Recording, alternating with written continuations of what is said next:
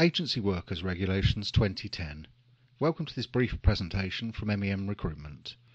In this second of our 5 short videos, we'll start to talk a bit about what these new rights are that the regulations give to temporary workers. Day 1 rights. Well, from the day they start on an assignment with you, they're entitled to the same access to facilities that your own employees now enjoy.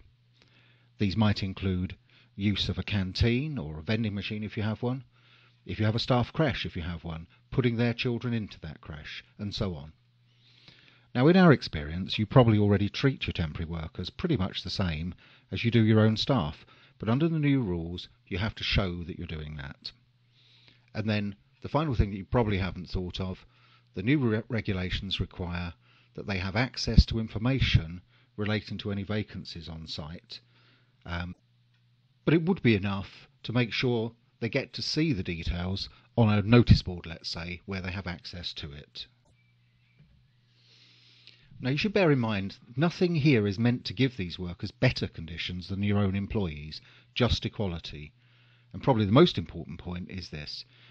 If there's no comparable worker, in other words, if there's no one on your staff who does the same work, or essentially the same work, on your site, then there's no entitlement to these rights. So then, after 12 weeks, these extra rights to equal pay, essentially, that does also include performance-related bonuses, where that's about the work they do.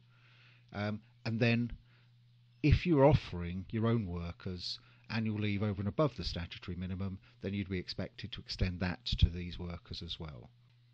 Okay, on the next video, we'll talk about the 12-week qualifying period.